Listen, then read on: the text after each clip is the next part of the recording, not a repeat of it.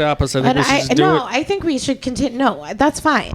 I'm just saying, like, just good looking content. That's it. No, there'll be mood lighting and foliage. Yeah, foliage. Can we get some bisexual lighting strips? You know what I'm talking about? Gamer strips, bisexual gamer lighting strips. I don't think that's the aesthetic she's going for this room. No, I think it'd be good for the podcast. No. I think that's you all. Think it'd be good for the podcast? Yeah, I think there's probably going to be a lot of like vine decor in that room.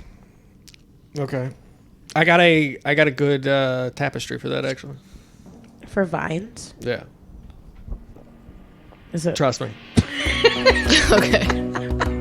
You're gonna dig it, man. You're listening to The Good, the Bad, and the Funny, a podcast where three comedians sit down and tell three stories, one good, one bad, one funny. The Good, the Bad, and the Funny is the only educational podcast that makes you actively dumber. I'm your host, Lynette Thomas, and something that I think is really funny when people are angry and they start projecting and they just like spiral on some stuff, and the person that they're directing their anger towards cuts them off with like, who said that to you? Like brings them back to reality. A really good example of this is the Bagel Boss video, like from a few years ago, where that little short man was like yelling at bitches in a bagel shop, and he's like, tell me that I'm too short to get laid or whatever. And then a lady in the background's like, who said that to you, sir? No one said that to you. Another good example of this is R. Kelly's interview with Gayle King, when he says, what about the parents? The parents are responsible. Are you telling me that parents allowed their kids to be locked up in my basement, being tortured by me? And he goes on, just like super descriptive. And Gail's like, who said you did that? Who said that to you? That's like one of the funniest moments to me. Okay, so let's do some quick little housekeeping. You can probably tell there is nobody else on this podcast right now because I killed them. No, there's nobody else on this podcast because I accidentally deleted my portion of this episode when we recorded it all together. And at first I was just going to be like, hey, that's fine. We'll just have two stories for the podcast. But we referenced the story that I told several times throughout the rest of the episode. So I'm just going to solo dolo tell this story. And I'm sorry for the lack of commentary, but I guess I'll try to make it interesting. I want to tell the story of Garbo the Spy. Now, this story is a little well known. There was a movie about this man. I get such delight in the name Garbo. It's so good. He sounds like a Marx brother, like a wacky clown spy, and I like that a lot. So anyway, let's tell this story. Garbo the Spy. So Juan Garcia was born in 1912 in Spain to a conservative Catholic mother and a socially liberal father. Some people called him a rebel. I don't think that's a good terminology for it. I have a daughter who has always had a strong sense of her own morality and a strong moral compass that is unique to her and her experiences. And she's been this way since she was born. Things have to align with her morality for her to do them. She's not one that can be peer pressured, and she's willing to make a stand for herself. And that's what I see in Garbo, or in Juan Garcia. So I think he's one of those people who will, is not necessarily or inherently disrespectful or mean or terrible, but believes what he believes and will make decisions based off of that, no matter how hard they are or how hard he has to work to do them. He's not a go with the flow kind of person. It doesn't seem like he seems like a man who stands on business, as the kids say. So he left school at the age of 16. Well, let me backtrack a little bit. So he was born to a conservative Catholic mother and a socially liberal father. He was the third of 4 kids. And at the age of 7, he was sent off to a boarding school 20 miles away from his birthplace of Barcelona. He remained there for the next 4 years. And boarding schools are crazy, right? Like, that is truly some shit I'll never truly understand. I guess it's not even like boarding schools are crazy. I guess my brain is like, do they work or don't they? Like, do they have a purpose in society or not? And I really cannot tell, because it may be better for a child to leave their mother and father and for a period of time live with other people and experience other young humans there, like peers their own age, without the burden of their parents' influence. Does that make sense? Like, I could understand boarding schools being a good thing if they weren't run always by the worst institutions and people. I could see the benefit of someone being able to go 4 years without direct contact with their super homophobic parents, or like, I feel like parents give you so much, like trauma and baggage and stuff you have to deal with, stuff that like they put so much influence on you, and as a child you like spout the beliefs of your parents often, right? And I don't know, I think maybe boarding schools could be good if the purpose of them was to make your child a well-rounded person in society. I don't know. I just think that the concept of a boarding school is a little fucking nuts, right? Like, I can't imagine myself as a parent relinquishing the care of my child for years, like for years on end. Okay, enough of the fucking tangent. Back to Garbo. So he went to a boarding school when he was 7, and he stayed there for 4 years. The students at this boarding school were only allowed to like leave the school on Sundays if there was like a visitor present. So Garbo's dad would come every Sunday to come and get his kid, which is, again, a little insane. Like we wonder why people were so cruel and brutal and savages back in the day. And I think this is why, like what kind of society is it where you're confining children to your little 4-year boarding school jail, and if they don't have anyone who's willing to make the trip to come and see them every Sunday, they're just like stuck there. And we're like, oh, why is there evil in the world? And it's like, damn, because y'all was putting little kids in prison, basically. Anyway, he was at boarding school. He was there 4 years.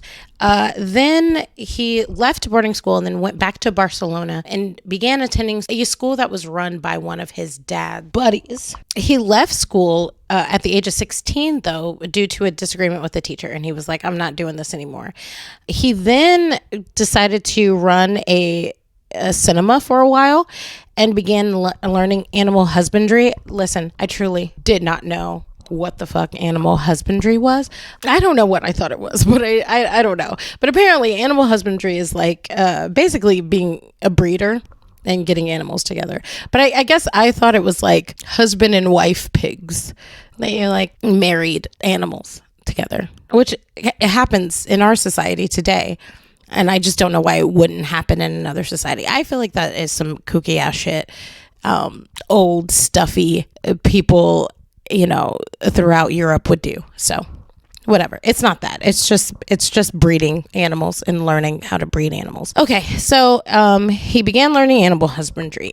So he studied animal husbandry at the Royal Poultry School in Spain, and also working as a manager at the cinema, or managing a cinema. His father passed away before kind of all of the war tensions started to kick up in Spain, but he left his family pretty well provided for. His father owned a factory, and then this factory was taken over by socialist as the political tensions began to rise in Spain. His father's factory was taken over by the workers in the very early stages of the Spanish Civil War. In 1931, he was forced to serve his compulsory 6 months in the military. He hated the military. He just realized he wasn't suited for it. So he hated his military career. He hated riding horses. This is something that's mentioned over like all of the information that I've read about this man. He hated riding horses. He hated the military.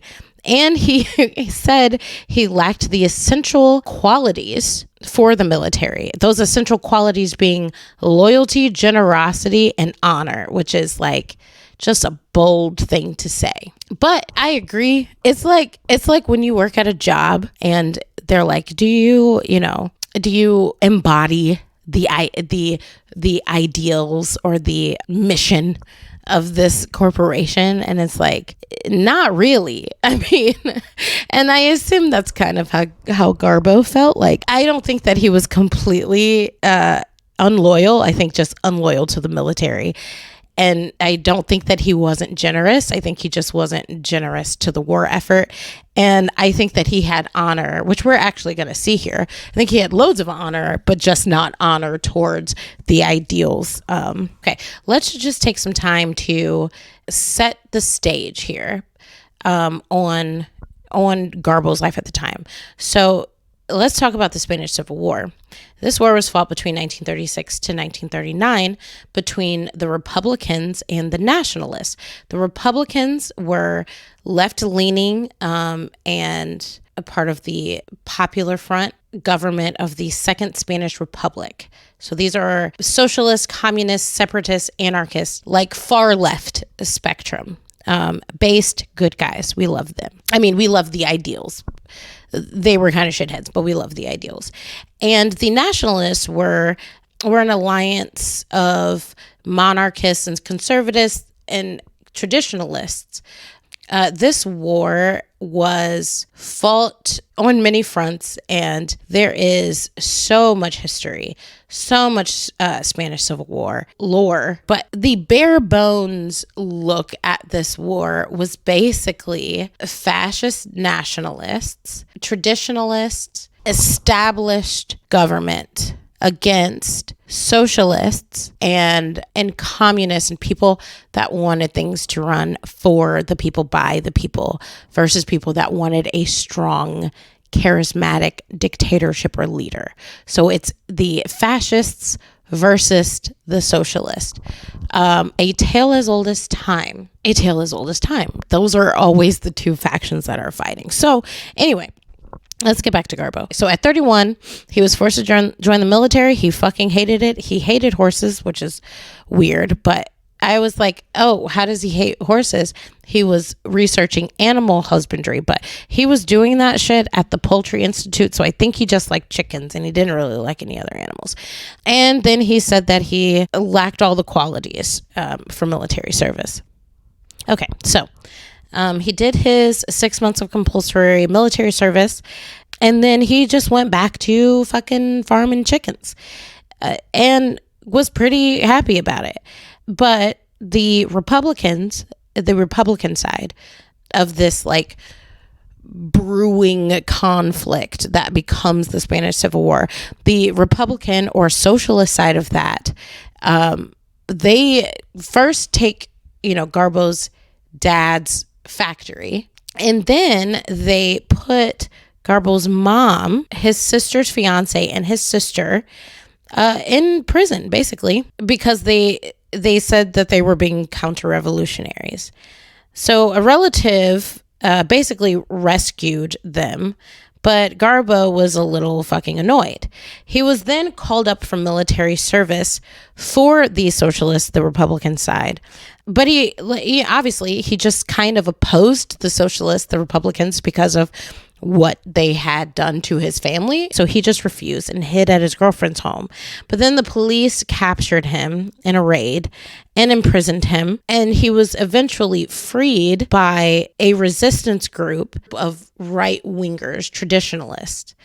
So on the opposite side of the socialists. Anyway, he was freed by them and given a fake ID that basically said that he was too old to serve in the military. So he went back to his fucking chicken farm. And when he got back to his chicken farm, he realized that the socialists had taken his goddamn chicken farm. So he's like, at this point, he just fucking hates the socialists, right? They keep taking all of his shit. And I do understand, like, hey, man, you know, I understand to take it for the good of all, but it's like, are you taking it for the good of all? Because this nigga was just alone on his damn chicken farm. Like, what was he doing that made you take his farm? Did you need his farm? You probably didn't need his farm. So anyway, he's pissed. So he joins the socialist. Like, okay, so he's pissed that his farm is gone. He doesn't really have much. So he goes and he's like, fine, I'll just fucking join the military. So he does. He goes and joins the military on the socialist side. He became a telegraph operator for the socialists. And as soon as he was close enough running his telegraph line, as soon as he was close enough to the opposition, to the fascist side of things, he just ran across the line and surrendered to the fascists because he wanted to fight against the socialists. And the only reason why he decided to join the military was to get an opportunity to escape the socialists and join the to escape the socialists and join the fascist side. When he surrendered on the fascist side, they beat the shit out of him and put him in jail because they didn't believe he actually wanted to join their side. And he really didn't want to join their side. He didn't really give a fuck about their politics. He just really, really hated the socialists for taking all of his shit. He just cares about his fucking chickens. Let that man farm his damn chickens, right? So eventually they let him join the nationalists' war effort or whatever. They let him join the side, and he immediately grew to dislike their fascism. He hated that they were just so like bloodthirsty and angry all the time, and didn't like the bloodshed of war, and didn't like either ideology that contributed to both sides of this conflict. Like, he thought that the socialists didn't give a fuck about people and just stole all of their stuff and didn't care about the outcome of that. You can't purport to want to do something for the people and then exclude people and disenfranchise people just because they own the thing that you want. Like, there's other ways, right? So he does not like their ideology, and he didn't like the ideology of the fascists because it was just like weird and aggressive and fashy. Nobody likes that, dude.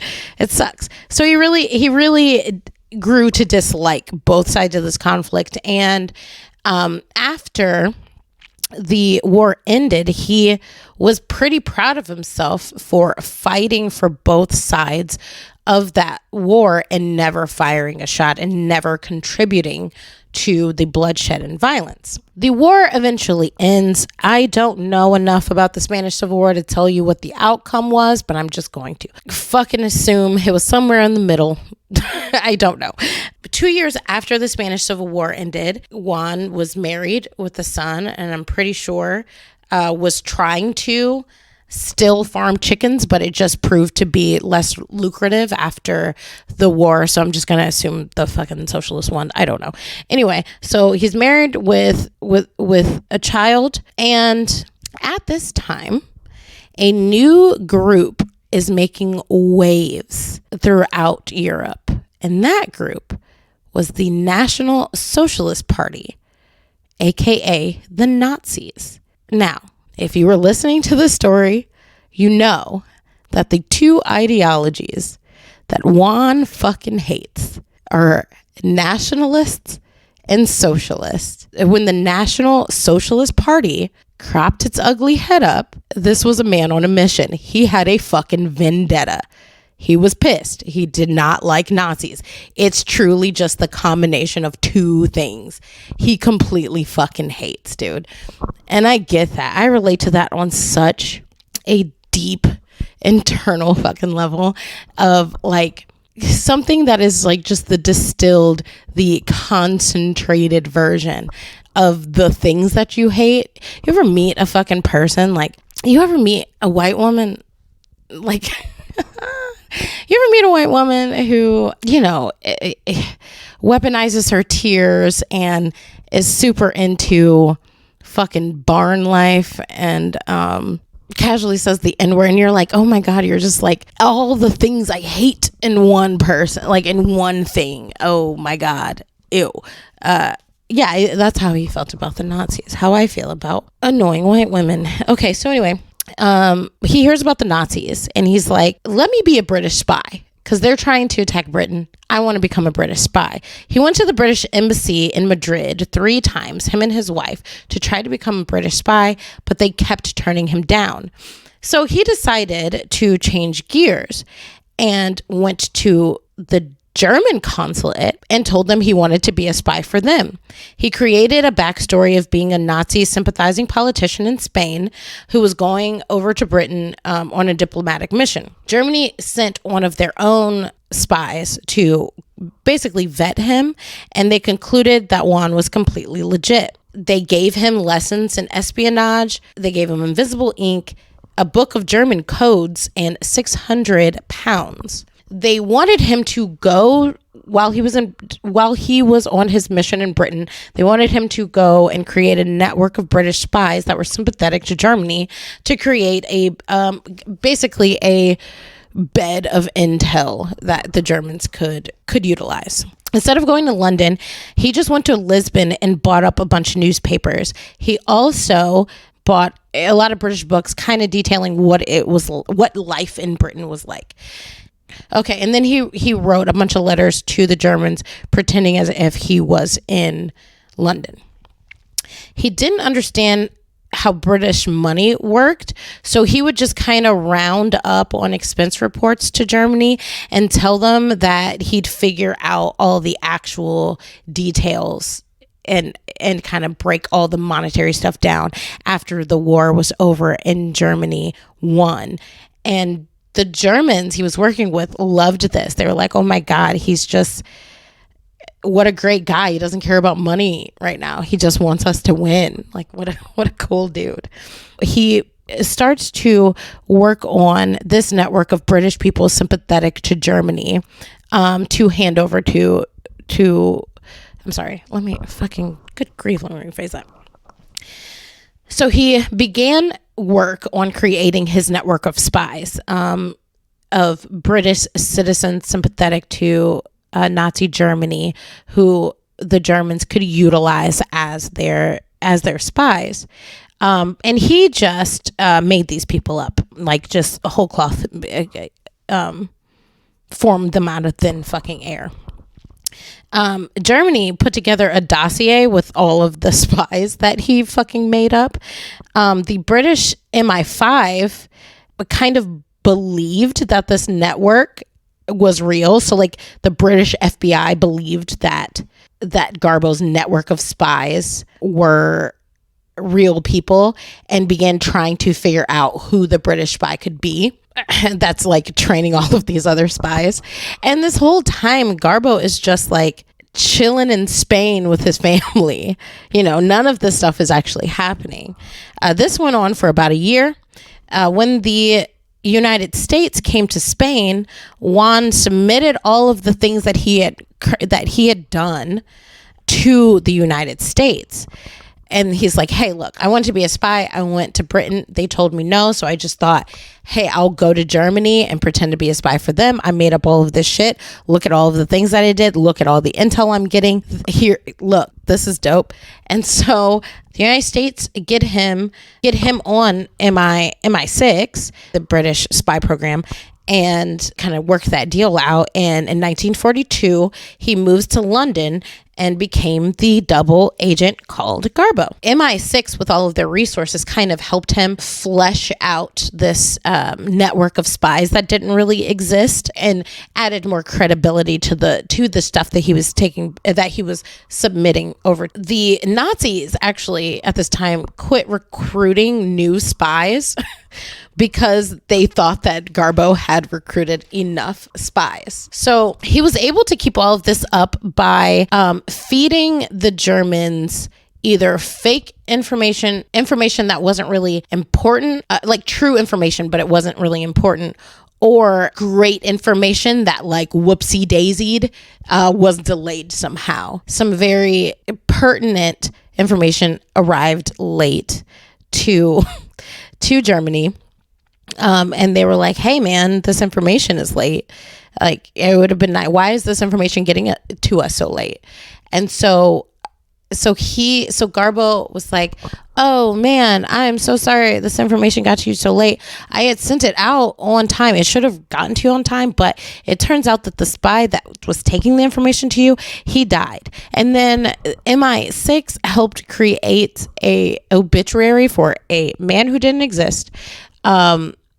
And when the Germans caught wind of the obituary, they were like, oh, so sorry for doubting you. And then sent money over to Garbo to give to the family of this person that didn't fucking exist. Okay, so let's talk about D-Day. Garbo knows information about the actual Normandy attack and also about the deceptive blow up tanks, right? So the Americans are like, hey, we want you to stay credible with these people because we don't know when this war is going to be over. So I want you to continuously feed them information. So from the time that the Germans contacted Garbo and said, hey, we think something big is going to happen, Garbo is in communication with the Germans. He sends like 500 or some messages, like radio transmits and messages to the Germans during this time, giving them bits of information, unimportant information, not enough to fuck the Allies up, but enough that the Germans will think that he's doing his job, right, as a spy for them. So then the Americans are like, hey, they're like, Normandy's about to go down. This is the day. It's fucking happening. We're doing the shit. So in order for you to remain credible, Garbo, we need you to go ahead and give them information. But we're going to make the information late, but we want you to give them some tidbits, some bits of information, right? All of it will be inconsequential or whatever. So Garbo radios into them at 3:00 in the morning, but nobody responds to Garbo until fucking 8 a.m., right? After shit has already began popping off. Which, since shit had already begun popping off, Garbo was able to get on the radio when they actually got back to him at 8 a.m. after shit had popped off. He was able to get on the radio and be like, damn, I was about to tell you about da-da-da-da-da-da-da-da, like all of this information. He wasn't going to give them all of that information if the plan had gone as it was originally intended. But because somebody on the German side slipped up and didn't answer his radio between 3 a.m. and 8 a.m., Garbo was able to pretend as if he was going to give them this huge swath of big information that would have potentially helped the Germans out when Normandy started, right? So he's like, yeah, I was going to tell you blah, blah, blah, blah, blah, blah, blah, and just could give them good, credible information of the shit that actually happened, because now the shit had already happened. So then he could just lie and be like, oh, I was going to tell you all this shit. So anyway, that happens. And then Garbo has just such a big, meaty schlong that he then, after being like, hey, I was going to tell you all this, da da da da, he then gets mad at the Germans and it was like, hey man, I'm trying to do a fucking job here. I'm trying to defend and protect Nazis, and y'all are fucking lacking. Because I had the information, and I was ready to talk to you, but you didn't answer my fucking phone calls, and you're a disgrace to Germany, you know? Crazy. So he told them that he was disgusted in them for missing his messages, and he said he cannot accept excuses or negligence. Were it not for my ideals, I would abandon this work. And it's like the cojones on this guy, the fucking cojones on this man to be actively working against them, and then it's just so good. To be actively working against them, know he's full of shit, and then to be like, they slip up one time and he just takes full advantage of their slip up to like further endear him to their cause. It's just wild, and I love it. Due to this, he was given, for his dedication and service to Germany, he was given the Iron Cross, which is the highest military award that you can win in Germany. The Nazis went to him and they were like, hey, you're on the ground. They're in Britain. We've been bombing the fuck out of Britain at this point. This is towards the end of the war. Everything is wrapping up. We've been bombing the fuck out of Britain at this point. How's Britain looking? Are we devastated? Are we getting her? Are we getting her good? How's it going? And Garbo couldn't answer the question, because either way he answered that question would be bad. So if he said, yeah, you're getting them good, then it would just escalate a final oomph in the Germans to go in and take over Britain, right? So we can't do that. And if he said like, no, actually Britain's unscathed, or people seem to be fine here, then they would ramp up the air assault on Britain and devastate and kill more people, right? So he couldn't really say. So what him and MI6 cooked up was that he had been arrested. So they pretended he was arrested for being a Nazi spy, and he couldn't come, and they exiled him from Britain. So he had no idea what the bombings were looking like, because he wasn't allowed there anymore. He continued to be a spy for Germany, though, just saying that he feeding Germans bad intel, and saying like, oh yeah, I still have my network of spies, and I'm just like lurking around the British boundaries, so I can still like send you this information. The Nazis ended up giving him $300,000. Britain also, after the war, Britain gave him the most excellent order of the British Empire, which is the highest military award that you could win in, where you could receive in Britain at the time, which means that he got the highest award on both the Allies side and the what do we call them? The axis of evil. Isn't that a little much? Anyway, he got the highest military award on both sides of World War II, and is the only human being who can say that. He, after the war, moved to Venezuela, and then he was eventually hunted down by British politicians who just needed to find him to congratulate him and thank him basically for everything he did to fuck up Germany and to obfuscate and muddle up the waters so that World War II didn't end up being worse than it was. And he died in 1988. I love this story so much. I love Garbo so much. If you have a chance, please go look at a picture of him. He's such a rapscallion, and I deeply adore the man. I love this story so much because he did so much by doing not much of anything. You know what I'm saying? Like, to have such a strong confidence in self and moral core allowed Garbo to basically stand up to the Germans. Like, what a scary position to be in. World War II was pretty awful for everyone. And to go out of your way to become involved in such a struggle just because you fucking hate nationalists and socialists, and then to truly gum up the gears of Nazi Germany in such a way that they stopped recruiting for spies in Britain. You know what I'm saying? Like, truly, what a dude. What an amazing man.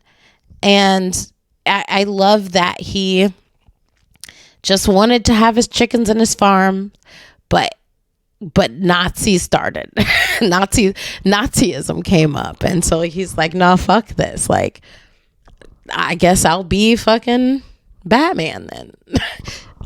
Yeah, I mean, what an ingenious way to, you know, because like he could have just been like, oh, the British don't want me to be a spy. All right, whatever. I'm in Spain. This doesn't really like super affect me. I can just live with my chickens in Spain. You know, he could have just washed his hands after the British embassy denied him 3 times, but instead he was like, no, you know what I'm saying? Modern problems call for modern solutions. These Nazis got to motherfucking go. And yeah, I love that for him. Like, he's so good. He's so good. I just love the story so much. And I love someone who, like I said, he reminds me a lot of my daughter, just being so of himself and so secure in who he is and his ideals and his morals. And I love the independence in his nature. Like, I love that it was like, no, these ideologies are so fucking bad and so harmful. Fuck them niggas. I don't live in Germany. I don't live in Britain, but these niggas got to be dealt with. Like, I'm going to go deal with them. It's Garbo time. It's fucking Garbo time. And he continued to hold true to his values that were stated earlier when he was very happy that during the Spanish Civil War, he served on both sides and did not fire a shot. Foreshadowing. And he did the same thing when it came to World War II. And it's like, you know, again, modern problems call for modern solutions. Like, he was really a thinking man's independent revolutionary. And I think we could all learn a lot from Garbo. So that's that story. Thank you for listening. I hope it makes sense. This is the end of my fucking story. And the rest of this episode actually has my comrades in it. So here we go. Yeehaw. My white woman this week, please. Drum roll, please. Is Rachel. Oh God, Ray Compton. Dolezal. Dolezal? Damn. I don't even know who that is. Damn, I really thought we were gonna get Stacey for one good political layered piece, but no. Well, sorry to disappoint. It's Rachel Hollis. Oh, Rachel Hollis. they were on a break. They found. That sounds familiar. All right. Well, she might be familiar. What the fuck was that energy for? I don't know. You might have heard of her.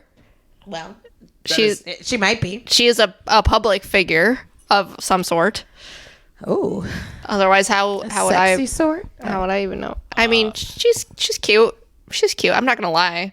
Wait, let's get. I want to guess what she did. Did she make music? No. Is she an actress? She wishes. Is she an influencer? Yes. TikTok? No. Instagram? Yes. Is she does she do makeup tutorials? No. Okay. Does she do true crime shit? No. Did you already tell us this story? No. Is it? What is happening? I don't know. Will you just tell us the story? I was going to. You just started guessing. Did she kill somebody? I wish. Did she get killed? I also kind of wish. Oh, jeez. Oh no. Okay. Is she Australian? No. Is she British? No. Is she a Nazi? She is a 40-year-old from Weed Patch, California. That was going to be my next guess. California. Yeah. That's not a place. Can we move there? Can we visit there? I don't want to move there. That sounds like a terrible place to live. But it sounds like a great place to visit. Can you imagine the That's probably their cryptids over town there? slogans. Weed Patch. Terrible place to live. Can you imagine the cryptids over there? Probably terrible. Just stoned Bigfoot. Yeah. It's just a wook trying to sell you some Molly. I don't care that it's not racist. That sounds so racist. I know. I can't take it. Okay. All right. So her father was a preacher, and she. I didn't like hear directly from her mouth things that she said about it, but apparently it was a pretty rough childhood, and any time that her father actually paid any attention to her was if she actually did something really great. I think that's the only time your father is supposed to Yeah, that seems right. pay attention to you. But to me, it sounds like she probably had a pretty average childhood. Oh, she just wasn't great. Yeah. Yeah. Wait, she's 4? She's 40. 40. I thought you said 4. 40. That's why I laughed so hard. No, I don't want a 4-year-old child to Dude, this get murdered. podcast is insane. Our vibes are crazy today. Seriously, though. All right, she grew up, and she moved to LA, and sorry. Like, what? Truly, what is happening? What happened just now? Okay, she grew up, and let me try that again. Okay, she moved to LA to go to acting school. And I wrote, for some reason, which is hilarious. I don't know why I wrote that. maybe it'll reveal itself later on. I don't know. A few months into the first year of that school, she ended up getting an internship at Miramax Films, and she said, back when that mattered. Which that confused me. Like, does it not matter anymore? Right. Wait, well, they're not as big as they used to It's be. still right? Miramax Films. Yeah. Are they Like, the fact that we know what Miramax Films is enough for it to matter. Oh my god, this is so ironic. Okay, the reason I wrote this is which is hilarious is because I copy and pasted this. This whole thing is a direct quote from her. Oh. So I don't know why So she said she's saying which is hilarious. Back when that mattered. But what's also ironic Funny. is that this whole story is about her basically copying and pasting her life and being a plagiarizer. Okay. Hell yeah. I love a good plagiarizing story. So I love that I started that off accidentally plagiarizing her. plagiarist? Oh my gosh. Okay. Anyway, while she was working at Miramax, she met Dave Hollis, who was okay, her last name was not originally Hollis. I don't know what it was. Probably like Jackson. Stevens. I don't know. But she met Dave Hollis, who is a Disney executive. Garbo.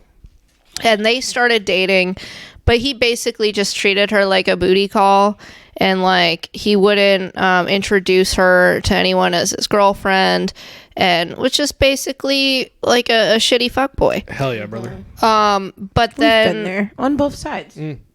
but then she broke up with him. Good for her. And then he was like, oh my God, I totally took you for granted. I didn't appreciate you. And then she took him back. And this They was always take him back. This is a common Yeah. thread Well, on the show. because I think- They always take him back. I think though for women it's like women like somebody and like that's who their eyes are on. This isn't just for women. Men are the same way too sometimes, but like, you know, they find someone that's just who they wanted. They could do whatever they wanted to. You know what I mean? Because that's just who they wanted. You know? That's just how it goes sometimes. Yeah. But so she was 19 and he was 27. So not only was he a dick, but it was also like a little bit predatory. A little bit predatory. Yeah. He's skirting the line. Yeah.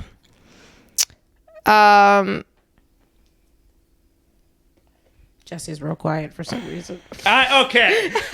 So, yeah, basically their whole relationship seemed kind of abusive on his end. Yep. And then her like claiming that she changed him, and that was kind of like her whole thing. Poor baby. She wrote several books, including Sweet Girl, Party Girl, Smart Girl, which were all like fiction. I'll be honest with you, she sounds terrible. Just based off of the book she wrote. And then she wrote some self-help books called Girl Wash Your Face, Girl Stop Apologizing, and then finally she wrote Didn't See That Coming. She's just Lady Jordan Peterson. I feel like I know who this person is. Does she sound like Kermit It's the Frog the too? Girl Stop Apologizing. It's like the girl boss gatekeep Baldur's Gate or whatever the fuck. What is this? Yep. That shit. Real MLM energy she has going on over there. Yeah. So she started the Hollis Company. So she was the CEO, and she did like motivational speaking. You know, like had her self-help book. She also wrote some cookbooks. Did like, you know, her like social media influencer bullshit. She had some podcasts, and like she basically just tells people that like if they work as hard as she does, they can have the life that she has. But she like just never mentions the fact that she just married a really rich dude. Yeah. And like had an internship at Miramax. It's like you didn't come from nowhere. Yeah. You had your foot in a door. Yeah. And like she preaches at like MLM conferences. Yeah, I knew That's it. why she threw that little not like that matters anymore. Yeah. That's why she threw that in there. Yeah, what a fucking cunt. Yeah. Oh, because she's doing other stuff now. Because like it kind of diverts from the fact that she had her foot in the door. You know what I'm saying? I see. Like Can she's we saying have that's no longer relevant. When I it just very want to much have a long conversation about white feminism and why it's terrible. That's what this is making me want to do. is. Let's hold that. I am. Put a pin in that. I am holding it. So, yeah, like she would talk at like MLM conferences, and she would say like, if you're not making money, you're just not trying hard enough. She posted a picture of herself in a bikini, basically saying like, I am a mother, I have 3 children, and these are my stretch marks, and I'm wearing a bikini. And then like basically just like saying like, you know, even though my body's fucked up, I'm still beautiful. But like she's still like super thin and like normal looking. And then but then she goes on later to be all like, my boobs suck, they're too saggy, and like she got like a boob job. So, you know, pick your battles, I guess. Well, I think it's really easy to love the skin you're in when you can buy the skin you want. You know? Right. Let's put that on a t-shirt.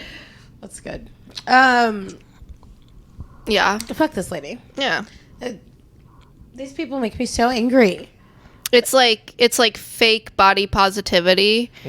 but like at the same time you're like shaming other people for not actually looking as good as you did when like after they had kids. Yeah, and it's a co-opting of feminist rhetoric to serve your weird fucking MLM purposes. For sure, just, like, it's so annoying.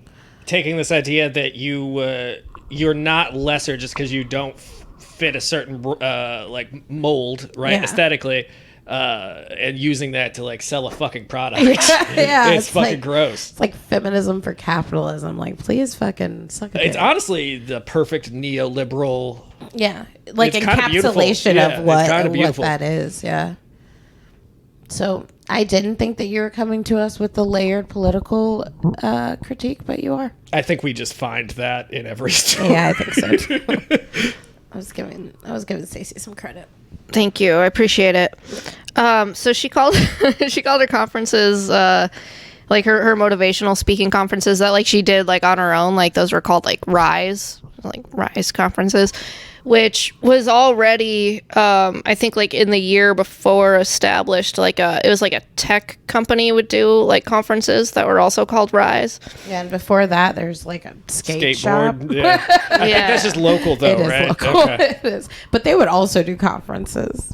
I think they're still open, aren't they? They are. They just had their like 25th anniversary or some shit. Maybe they'll give us a sponsorship. No, I don't want their fucking sponsorship with their high priced ass skateboards. We will take their sponsorship. I just have to say, not only is that potentially like she's copying other people, but also I feel like that's just bad for business because what if people are trying to go to your conference and they accidentally buy tickets to some other kind? To the skate shop. Well, what if they learn and then they become tech millionaires? Yeah. And then everything works to plan. Or they learn how to do a sick kickflip. Yeah, and everything worked to plan. So she kind of started faking a southern accent, like she'd be talking in her normal voice, but then she'd slip and be like, "Oh, that's my southern accent coming out." What is up with people doing that? What is that? Did she live in the South? No, she's from California. All right, that's weird. Because like if people live in a place long enough, I could see that, right? But like if she just lives in California, that's wild. Dude, like the Theranos bitch talking like a man for like forever, and it's like, well, why? This sounds so crazy, and I feel like that has to hurt your voice. Yeah, the Theranos lady, it does. We'll cover it. I'm absolutely positive we'll get to the Theranos fuckery. I mean, it's kind of like been on the back burner for me. I don't even know if I want to do that, but if you want to, you can. Yeah, I might do it. Yeah. I love making fun of white women. Cool. That's because that bitch had ugly hair, and that shit used to piss me off. It's like, get a wig, ho. Like, what are you doing? I mean, that was the least of my worries. The most of my worries. Okay. But yeah, she faked the southern accent because a large part of her fan base was southern women. So she wanted to be relatable. Yeah, that makes sense. I can see myself doing that as a comic, honestly.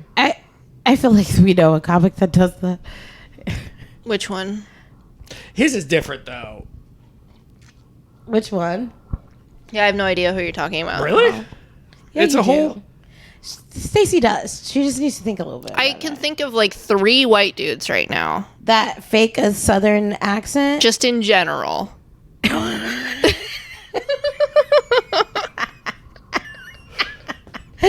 Stacey never thinks about the Roman Empire. It's Cam Cooper.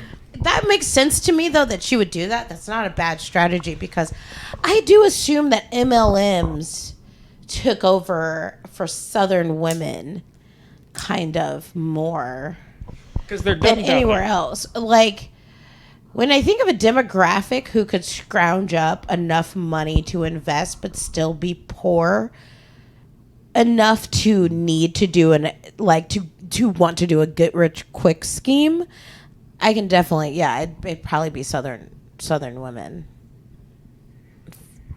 I could see that. Also, Mary Kay sounds like a southern lady. Yeah. But I feel like, I just want to say this, I feel like Mary Kay and like the Tupperware Yeah. thing, I feel like those were kind of like legit. Mostly just because I grew up around those. I would say so too. I mean, like they my had grandmother sold products. Mary Kay, and like a lot of people who did Mary Kay would mostly do it so that they could buy products at a net just zero. so they could break even. That's what my mom did. Yeah. Like, mom just wanted the Tupperware, just wanted the makeup or whatever, Yeah. and so she sold just enough to break even. Yeah. Yeah. But she would also get really defensive later on when I was like, yo, that's a fucking pyramid scheme. And it is, for the record, Mom, I know you're listening. Tupperware is a pyramid scheme. Aw. Hi, Cheryl. Oh, shit, we got to read her letter. I'm sorry. The very sweet note your mom left in our email is just. We got to read that. It's all it is her saying, "Hey, when's the next episode coming out?" Well, you better get one out for Yeah, her. we got to get one out for Mom. I love listening to y'all. That's Aw, what it said. that's It's great. very sweet. That is sweet. All right, so David Hollis quit his job at Disney to work for Hollis Company, but he said he would only do it if he was the CEO. So he basically just took her over company. Yeah, he Girl took over boss. his wife's. Girl boss. How do you just cut straight to the top of the pyramid? Girl boss. Oh, is that what he's doing? He's a girl boss? He's the girl boss Yeah. now. I guess he basically was just like, "Oh, this is too much responsibility. You want to be doing fun stuff. I'll take care of all of this." You know. Your little tiny lady brain couldn't Why handle don't you this. go put on some makeup, sweetie? Don't worry your sweet little head about it. Go make yourself a drink. And she did. And she Good for did. her. Do you want another boob job? Honestly, though, I get it. I don't know if I would make a different decision in her. No, if somebody came situation. along in a few years and wanted to buy this podcast for a few $1 million, done. I, in fact, won't worry my pretty little head about it. Yeah, you're right. Yeah. I'm a sweet little bean. I'm gonna go take a little nap. Sweet little bean. But no, she was an alcoholic for a while. Relatable. Like, I don't think she knew. I don't know. But she basically talked about like how vodka was like a good partner in her life, Ew. and like that's like the worst That's one. so extreme. yeah, it's weird. We had two. Vodka's gross. If she had said, Jameson. And That's they had 3 kids together biologically, but they also adopted a kid, which confuses me. Like, why do people do that? You know what I mean? Maybe she couldn't have another one, or maybe didn't want to. Or maybe they push just out wanted But another another why one. do you need 4? You already have 3. Can I ask a quick? Was it a white baby or was it? That was my. I have no question, idea, too. but she talked about how it was so difficult to take the kid to see their bio parents when their bio parents were addicts, and like she felt like they were gonna undo all the good progress that they made with the kid, and but then she just doesn't acknowledge the fact that she also has an different. alcohol She has problem. money. And alcohol's legal. The only thing wrong with addiction is what's in your bank account when you have it. I swear to God. Case in point, Hunter Biden. He did not get in trouble for the crack cocaine. He got in trouble for the gun charges. The amount of people who are addicts and have money is fucking astounding. You truly would not know. Because it doesn't display itself like it does with poor people. Mm-hmm. It just doesn't. Yeah. But so that was shitty, though, that she was had such an issue with these other people who had problems with addiction. Mm-hmm. And they started doing shit together, as a couple. They like the conferences became Rise Together conferences for like. God. That's a better name. At least. It is a better name, but it was like basically But what it entails sounds so Christian to me. It is ominous. Yeah, You know? I like that. Well, it was like marriage counseling conferences, and neither of even more them ominous. are licensed therapists or counselors of any type. So, yeah, it's pretty fucked up. And they would charge between $200 and $1,800 for tickets, and like thousands of people would come. So that's like almost $2,000 for some people just to go to one of these stupid things. Oh, I'm trying to understand what the business is, though. Just talking at people. Jesus. Just talking at people, Come and on, then man. there'd be a dance party. Isn't that Lord, what we do? I've seen what you've done for others. Please bless me in the same way. Right? See, we talk at people, and it's like better. It's better. So, like, why can't we be making that much money? I swear to God, I can give inspirational girl boss speeches, and it'd be great. You I really do that. could. You should. You should. Why have you not done this yet? I'm not a shitty person. That's why. Because you do have to make people feel like they're missing something.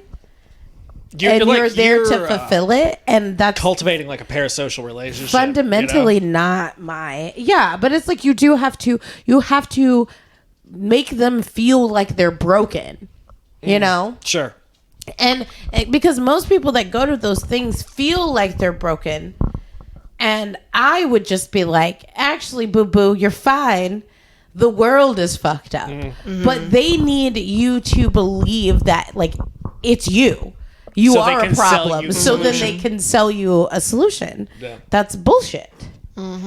I still think I could hit the right wing grifter button in a heartbeat, like just whenever I want to, and I could be a millionaire. Yeah. So, anyway. Build a wall, you know. It's just your subliminal messaging. In every podcast, Jesse whispers, build a wall. I think we should build a wall around the drag queens. So they can't read stories to nobody anymore. Oh my The gosh. drag queens would love that. Yeah, personal so it's a win-win situation. Little theater. I'm a drag queen nationalist. So anyway, This is the fascism the liberals want. They want a drag queen ethno state, bro. can I go on? Yeah. Yeah. All right. I'm sorry, drag queen ethno state's hilarious. That's very It's not that you're not funny. I'm trying to. No, you're good. You're right. I'm sorry. Go ahead. All right. So Rachel and David, they were doing these conferences, and then like they were hosting like podcasts and shit. Basically, all just making it out to be like they were this perfect couple with a perfect happy marriage, and they had all the answers, and people were buying it. Yeah. Yeah. And basically just like giving people advice, like if you hire a house cleaner, then you'll be just like us. I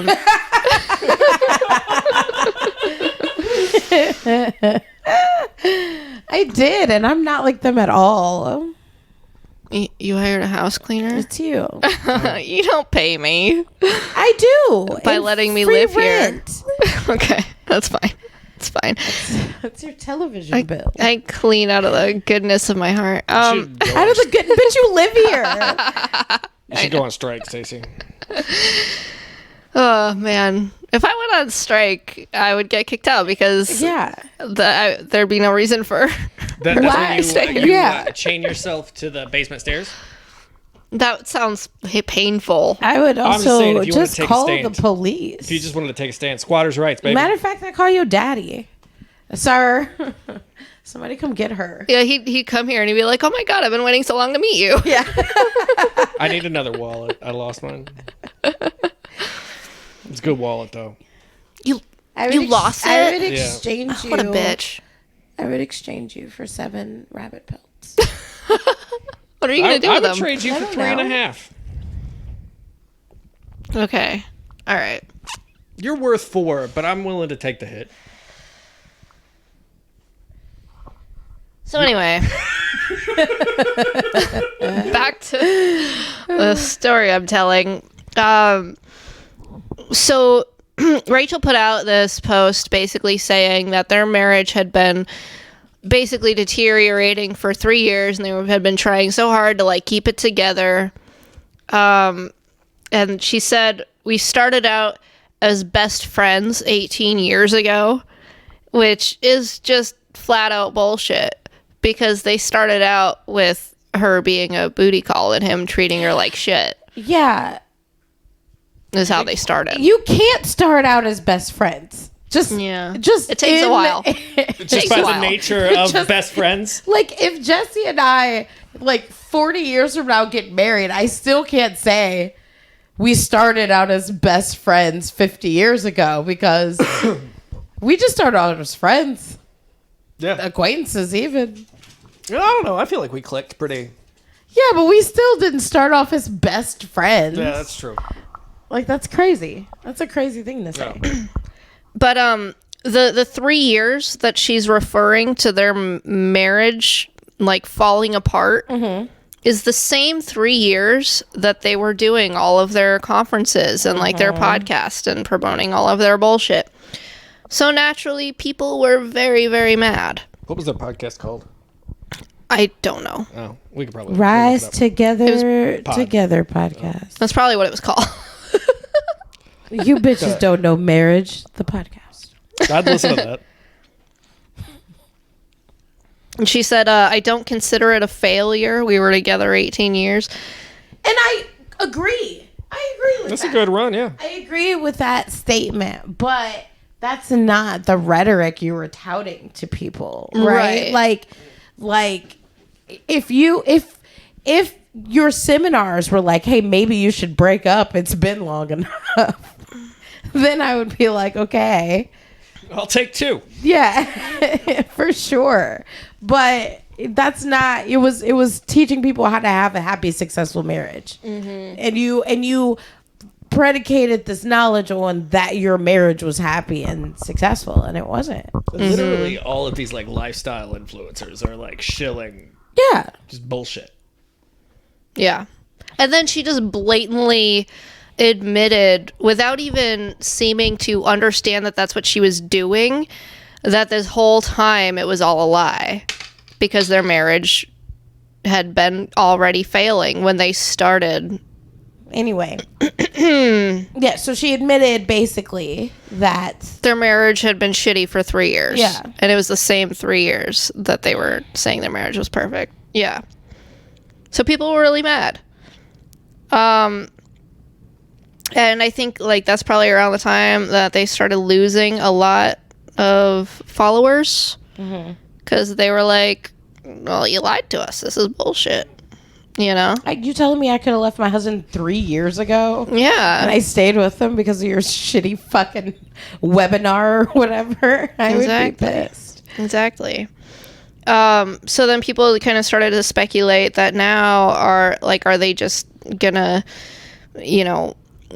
try to make make about like being divorced and like healing, co-parenting and lo and behold, that's what they did. Of course. And that's when she wrote that one book. What was it called again? Until Everything Changed. Didn't see that coming. There we go. Yeah. So that was her divorce book. Like Rise Apart. Boom goes the dynamite. Yeah. Oops, we did it again. That was a good one, Jesse. Rise and decline. Okay. Okay. That's a good one. Thank you. Okay, so also in this book, she tells people not to join MLMs, because if you have to spend money to make money, then you're dumb. And so that was totally a crazy thing to say for her, because she had spent such a long time at so many different MLM conferences being a keynote speaker. Well, she already made her bag, though. Right. but How? it's hypocritical. That's the thing. See, that's my thing. Like, this, Well, no, I don't think this is hypocritical. I think this is her going mask off at this point. Right, but why though? Why would you spend so much time pretending to then come out and be like, no, you're all dumb? I think that she's just chasing, is actually just chasing the bag wherever it finds itself. Right. You know what I mean? Honestly, it's kind of inspirational because, while she was doing this, all of this, she's about to lose a whole lot of fucking money, right? Because she's losing subscribers, So then she has to pivot. And then she writes this book and basically is like, okay, let me just reveal all of because now you get to make money in an anti-MLM, grifter space. Like, just change tactics. I was the inside man. I used to do this. I was around these people. I learned as a grifter. They definitely don't want you to know number 5. I just feel like if you put yourself out there so hard and people are so mad at you and you have so much money already, why not just, go be alone? Just go away. I agree with you. I do understand why she's flipping the script or whatever. I mean, I feel like we see this in politics all the time. Like, there's a huge space for why I left the Liberal Party. And right wing. People eat that shit. People love that shit. So I get why she did it. But I do understand. I feel that way about everyone. Like, a lot of people in the public eye. Like, just go away. Well, the thing is, though, go away. They're not going to go away. You don't have to continue this. You have money. Well, they do, though, because it's not about the money. It's gluttony. It's not about a fucking dollar. Right. It's just gluttony. And wanting attention. Yeah. It's like Mitch McConnell. Go away. Yeah, or Dianne Feinstein. Go away. I think that's mostly Nancy Pelosi at this point. I think she wants to die. That woman is being propped up on sticks. Yeah. That woman is on strings. Just let those people go. We drag George Bush out for I don't want to hear George Bush's take on anything. No. Go away. Just go away. You've caused all this destruction. You're going to be good for the rest of your life. Please do us a favor and let us not ever see your face again. So maybe we can heal as a people.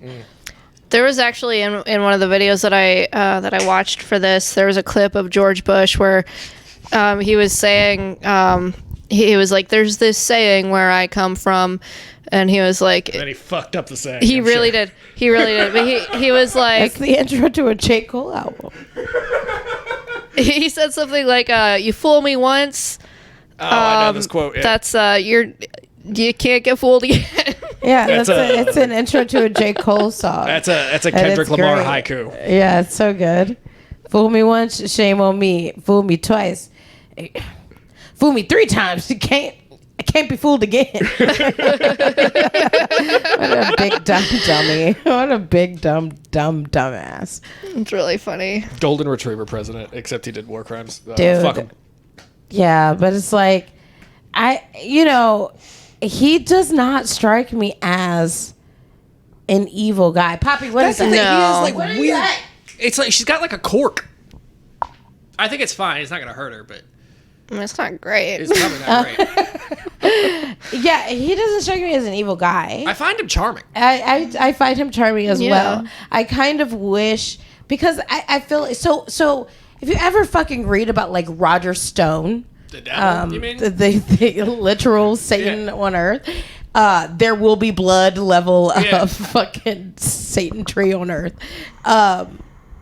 If you read about him and all of his machinations before 9/11, all of that stuff, all the shit that he did, and all of the political players that were surrounding George Bush, the first George Bush, when it came to Roger Stone and all of the terrible things that they did and all the deals that they made and all of the fucking bloodshed that was done in their names, then you'll kind of understand that the machine was already kind of running. Yeah, those wheels were and already whatever Did you see that fucking movie George with Bush did.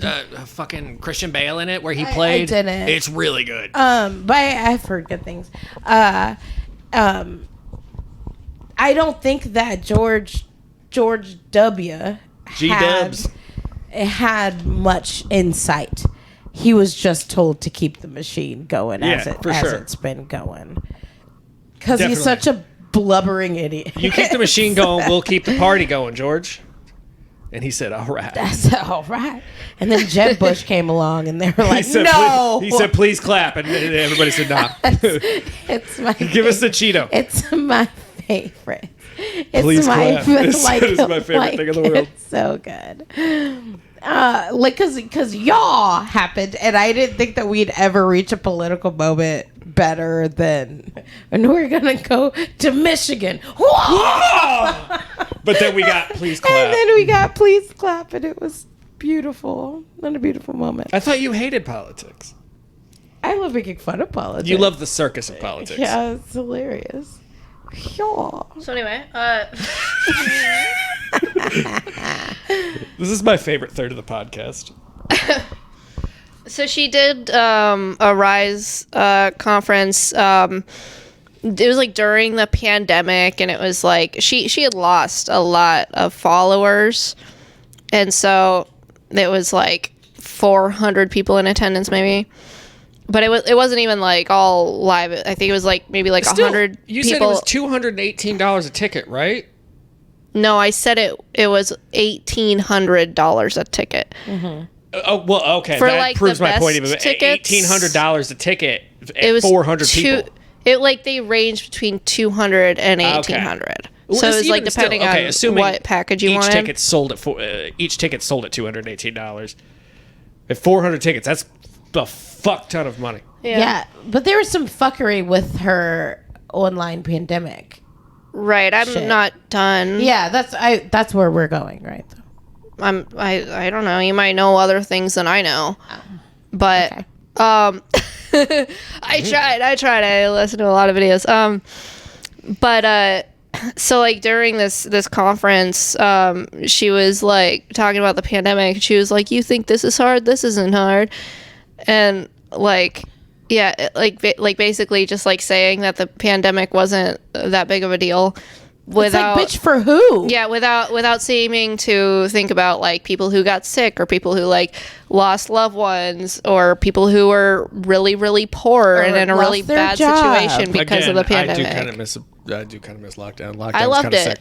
But we're the lucky ones who had a good time. That is true. And also it's like I can say now that I miss, but I honestly during that time it was all over the goddamn place. And I will say I'm definitely still suffering from some mental health issues that I am positive are a direct result from.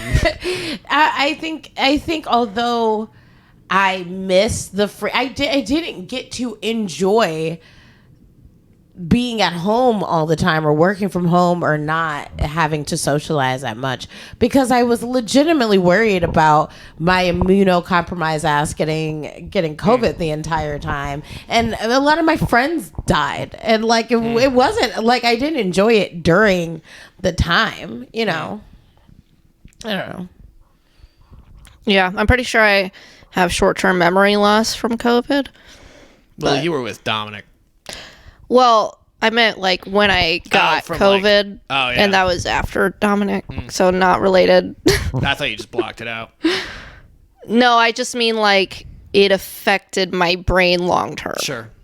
Anyway, because I used to be better. I used to be a little bit sharper. But anyway, so also I think it was during the pandemic she made an Instagram post saying "Still I Rise." Oof. Without quoting Maya Angelou. Oh, no. And so people got really, really mad because you know what else was happening during the pandemic? Oh, I don't know, Stacey. Black lives started mattering. Yeah, exactly. And so people really cared. Really? Because according to the way things are looking sociopolitically, it doesn't seem like they have. This is news to me. But all that was going on, and she plagiarized Maya Angelou. Jesus Christ. So people And got it's really, not really, even- really It mad. isn't even that you plagiarized Maya Angelou. It's more She just said for it. your Co-opting of- weird corporate nonsense. Because people knew that was Yeah. Maya Angelou. Like, because if I wake up in the morning and I tweet "Still I Rise," no one's gonna be like, "How dare you, Lynette, Maya Angelou?" Right. But if I Right. make a corporation called Rise, and then I'm like, "Still I Rise," I came up with that all Yeah, by sure. myself. Right. Like, then, if okay, Elon you're a Musk fucking was like, cunt. I know why the caged bird sings, Right. you know, people are gonna get fucking mad. Oh, he owns Twitter. I get it. I wasn't even thinking about that.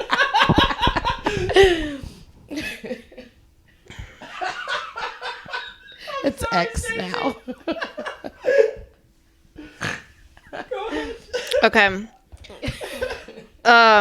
So, and like, I guess she also like said some other stuff, where she was like, you know, get a housekeeper, get a nanny, and you know, like she just like wasn't like taking into like consideration that most people can't really afford that kind of stuff. Yeah, it's like if Beyonce was like, I don't understand why you guys don't get like a private jet to come to Yeah. my tour. God, if I could afford a fucking house cleaner, that would solve legitimately. A fourth of your problems. And It so, really would. and so I guess someone basically said, I didn't write it down, but it was something referring to that about how she's like not like relatable in that she has that much money and like she can't just tell people to like get a housekeeper and shit because most people can't do that. And she responded to that with a video. Oh God. Which Is it of her singing this Imagine is- by John Lennon? Oh God. this video is what made me want to do this I'm story. so excited. So Does she have a ukulele? you should come check it out. I'm gonna hold my mic up to the phone so Yeah. We'll include a link to the video. Legitimately, we will include a link to the video in the description. One well day we'll I, include links. I mean this is the only copy I could find and it's in this hour-long thing, so I can only play it once, so don't talk over it. Jesse. I'm worried about copyright stuff, but Live stream, and I mentioned that there's a sweet woman who comes to my house twice a week and cleans. She's my house cleaner. She cleans the toilet. Someone commented and said, "You are privileged AF." And I was like, you're right. I'm super freaking privileged, but also I worked my ass off to have the money to have someone come twice a week and clean my toilets. And I told her that, and then she said, "Well, you're unrelatable." What is it about me that made you think I want to be relatable? No, sis, literally everything I do in my life is to live a life that most people can't relate to. Most people won't work this hard. Most people won't get up at 4 a.m. Most people won't fail publicly again and again just to reach the top of the mountain. Literally every woman I admire in history was unrelatable. If my life is relatable to most people, I'm doing it wrong. So there's a lot of things wrong with it. All right. I was right. Andrew Tate I looking have ass. no. I love actually so much about that. What? Like I love that she's co-opting language again. So like, she says sis. Okay, who the fuck are you talking to? And then she's like, to reach the top of the mountain. Black language. That's literally Martin Luther King, That's right? literally Martin Luther King. She's co-opting this language, but then to say every woman I look up to in history is unrelatable, and it's like, nah, dude. I mean, like, I think you're missing. You're overinflating your shit and misunderstanding. Like you're overinflating your mark in history and like what you're really doing, like what the effect you're having, and then like also misunderstanding what people mean by relatable because like I'll say Maya Angelou probably not relatable in that she was an amazing poet was great at captivating an audience, not relatable in that way, but also she probably cleaned her own house. So like, what are you talking about? Yeah, she was talking about the struggle in a way that is relatable to the audience that she was trying to speak to. Yeah, like, You know? like, what are you saying, really?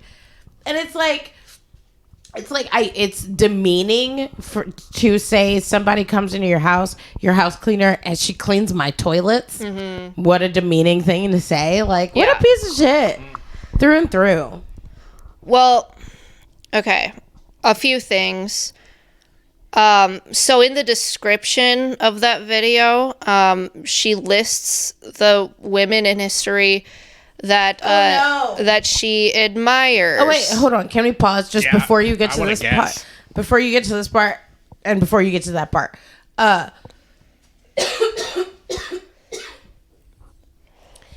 I can think of so many rich people who never. It's like that thing where people are wearing like Gucci and designer, and it's like the real rich people don't be showing logos. It's the thing of like Oprah never fucking brings up the people who clean up her house. No. You know what I mean? Because they understand taste and tact. Yeah. You know? Yeah.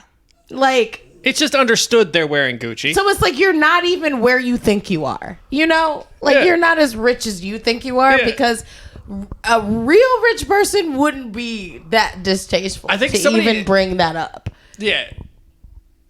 I mean, I don't think that has anything to do with how much money she has. I think she has too much money for her. I think she has too much money too. I just don't But- think that what she does. I don't think that she's as rich as she thinks. She's not in the class in society that she believes she's in. No. Because if she was, she would understand the decorum that comes with that.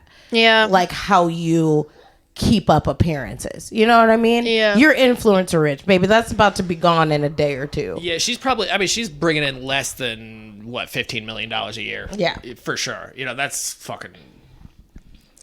She's talking like Peanuts. she's like fucking Illuminati rich though. you Yeah, know? that's what I'm saying. Like, she's like, yeah, because do you think I did all I did to be regular? And it's like, bitch, you're still kind of regular, though. You are fucking. You're still kind of regular, though. upper middle class, basically.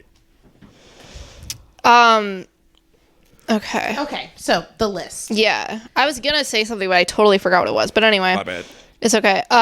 So the women that she admires in history that she was referring to in the video are Harriet Tubman, Ruth Elliot. Bader Ginsburg, Marie Curie, Oprah. I knew you were gonna say Marie Curie.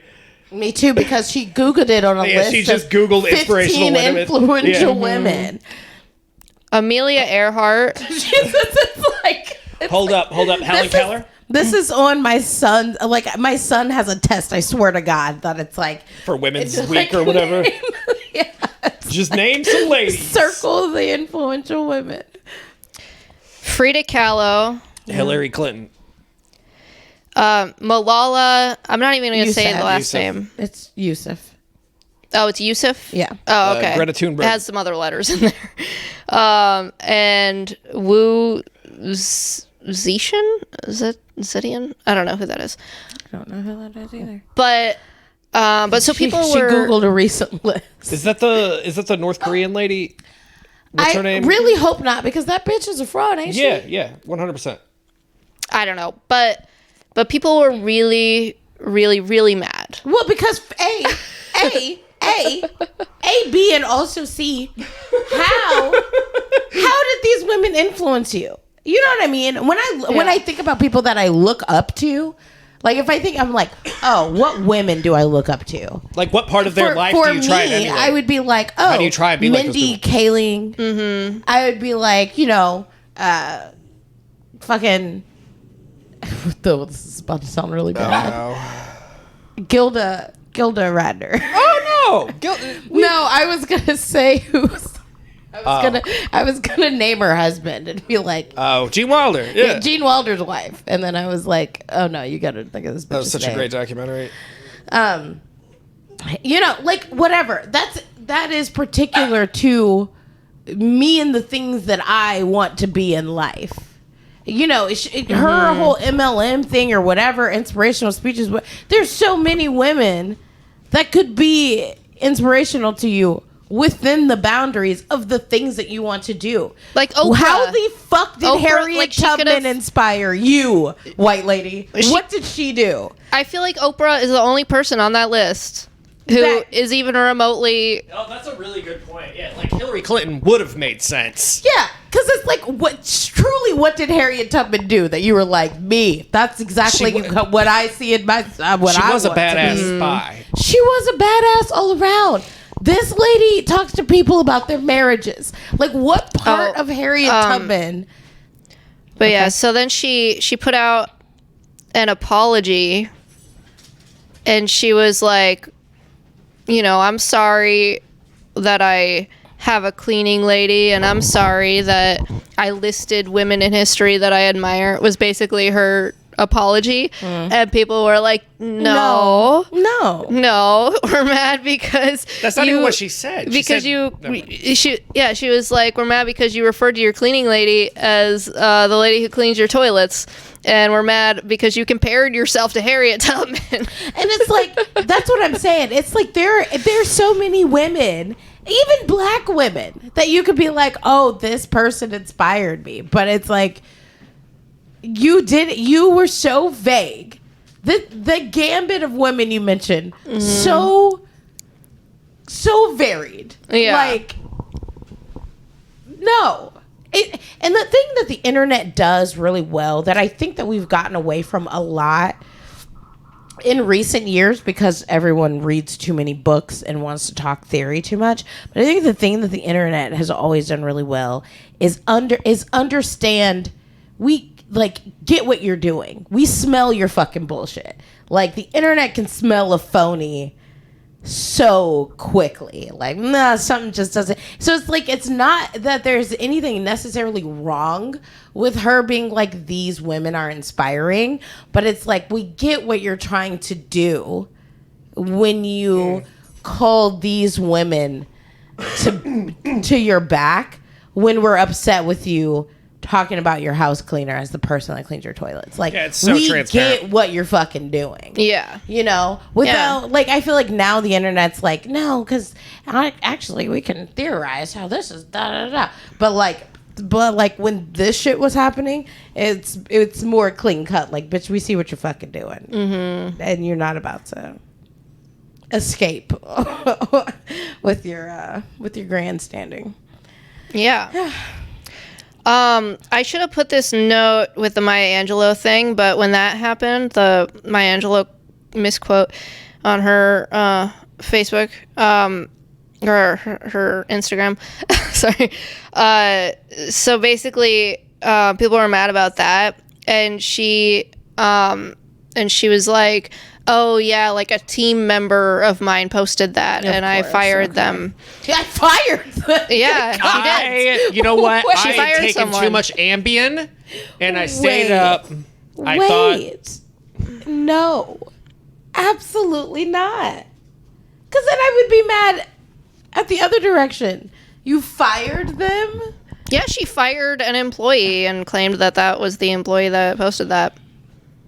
Even if an employee posted that, you fired them? Yeah. Not a strong talking to? No. She just- See, but that's also fuck that. And basically, like, her... If it's true, it's fucked up. If it's not true, it's fucked up. You know? Yeah. Yeah, it's all fucked up. Good grief. But so basically, like, her like culture, like her working environment with her team was basically anything good that happened, she took all the credit, and anything bad that happened, it's this nebulous team. It was like a team member that did it. She also, when people were starting to be mad at her, turned off all of her comments on all of the things she would post, because she didn't want any. She's a bitch. Yeah, and she didn't want any negative comments. Girl boss. But like bitch. I don't know, maybe listen to what people are saying about you, and then you might learn to not be But see, so shitty. that is the problem. Wait. I'll let you finish. Yeah, I'm I'll like rant. I am so close to being done. Okay, this is my last note. I don't know why I put it at the end, but in her book, God, this is how much I care about this person. I can't even remember what the fucking book is called. Didn't see it coming. I was and now we fall. Didn't see that coming. I'll spend the rest of this podcast making up the name of that book. Apparently, there's a chapter in that book where she just talks about her farts and her shitty asshole, but as like curated imperfection to be relatable. Yeah, that was my last note. Should have put that somewhere else. I don't even know how. Duck, goose, a woman's tail. So I guess I just, the thing that pisses me off, I guess the most, is that, you know, when black people are talking about like opportunities for minorities in various fields and wealth sharing to minorities, like we often bring up white mediocrity and how it gets a pass.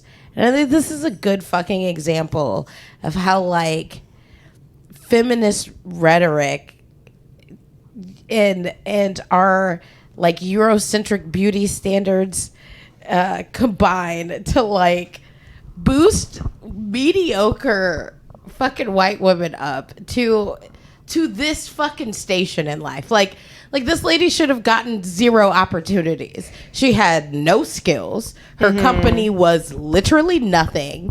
And like She wasn't even good at the grift she was wasn't pulling. even good at the grift she was pulling, but like people let her stay around for forever. And it's like, I know like lifestyle influencers who are African American or Asian or whatever, who are unique in their content, actually have something to say, can be That like girl, uplifting. The girl that does like foraging, like what's her name? Yeah, she's like fantastic. Yes, the black forager. Yeah, she's Yes. wonderful. She's so good. Like there's these people who will never see that success level of this fucking lady, and this lady did nothing. Yeah. She did nothing. She added no value to anything.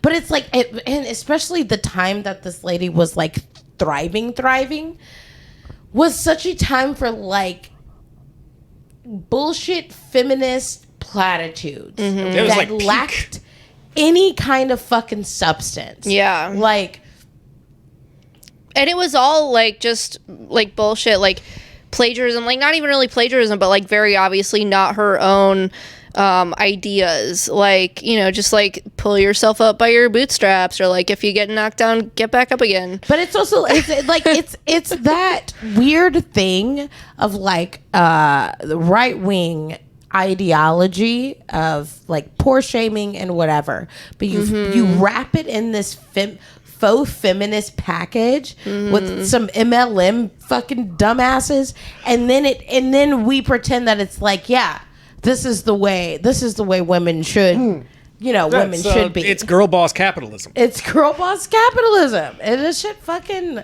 And then just let your husband take over your company. Yeah. Because it's like there is nothing new under the sun. There's people trying to sell you the same things repackaged, and that's just the way life is.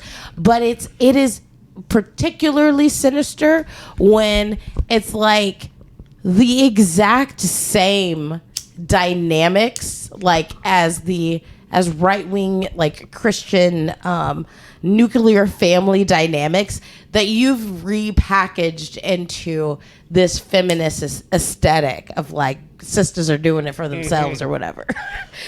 Like, but it is And you too can with this fucking Yeah. with this special link you put in your bio. yeah.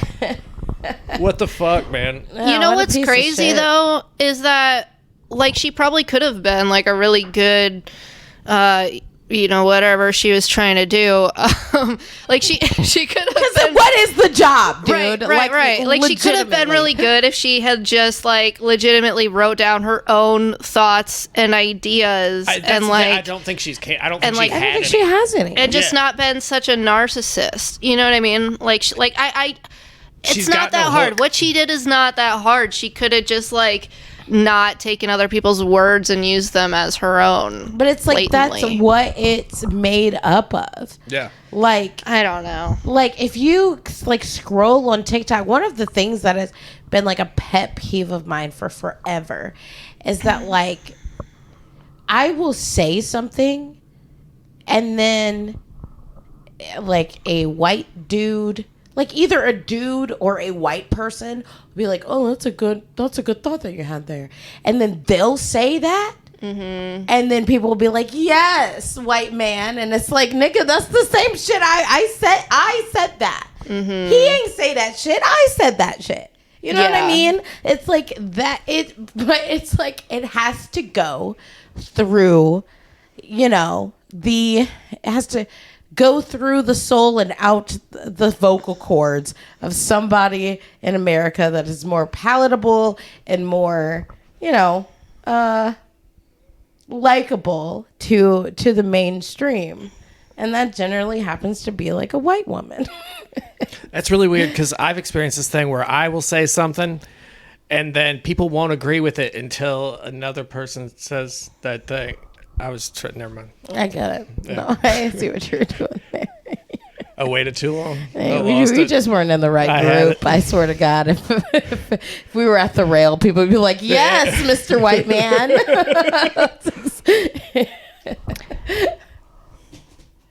I listened to, like, I tried to listen to, like, an actual episode of, like, one of her podcasts. Oh, I applaud you. You went above and beyond. I know, you did. But, no wonder you drink so much. God damn. Like, it was so weird. Like, she was like, I'm going to tell you 5 lies that you all think is true. And, like, liberals hate number 1. And like it was like the first one, it was like something about like motivation, and she was like, you don't need to get motivated. God, what was it? It was like you need momentum. And then she was like, I'm gonna motivate you now. That's actually not a horrible point. Right, it's not. I mean, but then accurate. she contradicted it. Sure. By saying that like, she was I'm going to give you motivation. Yeah. Oh, yeah. I didn't even catch that. And so I was just like, I can't Because even. all of those people talk in fucking circles, dude. Yeah. It's such a stupid That's grip. really weird. She hooked on to something because, like, if you pick up, like, sometimes when I'm having a hard time cleaning up the house, like, I'll just be like, oh, I'll pick up one thing, right? And then once you pick up the one thing, it's easier to just, like, pick up more things, you know? Yeah. So she's not wrong there. You do just need momentum. But that's the thing, though. Like, humans are deeply knowable beings, right? Mm-hmm. Like there is nothing new under the sun. No. There's nothing new under the sun. I think you just need to make your bed. The whole reason that these grifts like work is because they give you a kernel of something that is very known and true about human nature, and then they tackle on all of their nonsense bullshit. It even like leads into like apps and stuff. Like you'll have apps that'll be like, here's an app to cure your ADHD, and it's like you know, helping you out. Like, you need to make checklists, you need to have like alarms, but it's like you have the capabilities of doing all of those things on your own. And how is it really improving your quality of life? It's not helping because you just have another app that you're gonna ignore. Like it's like it latches on to a kernel of like reasonability and applied science, but it also has such like a whole bunch of other shit that's like unnecessary and unneeded. Well, I feel like those things usually miss the point. Like those apps are probably really helpful to people that can afford a smartphone and a plan to begin with, right? Or just shit like that.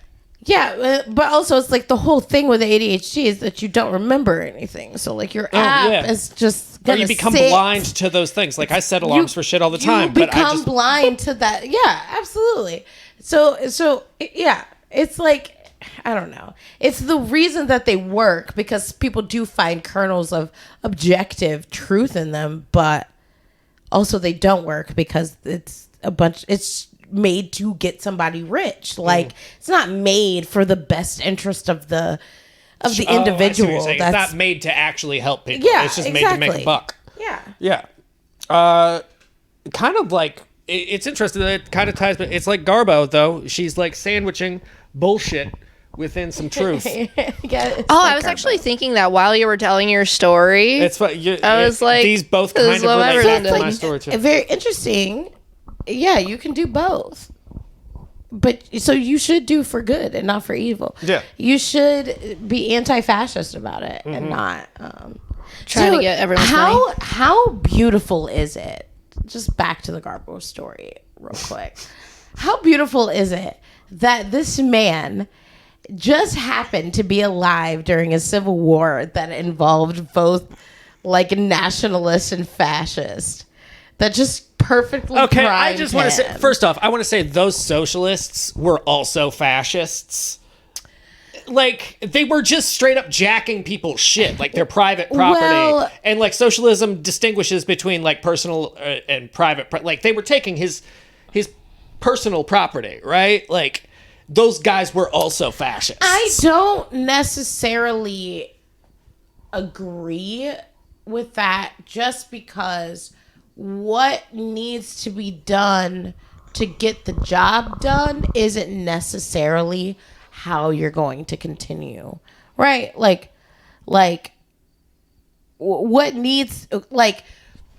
you need to do to enact your socialist state is not necessarily what you're going to be doing did anybody fucking in your socialist state. And I get what you're saying. It's all shitty, but I do kind of like in my utopia, in my brain. But it's still the utopia that I want to get to. How are we going to get to it? I see what you're saying. saying. Are you telling me I'm not going to seize? All right. Rich people's fucking property. What you're saying to me is, yes, it is fascism, but it's a temporary fascism. Correct.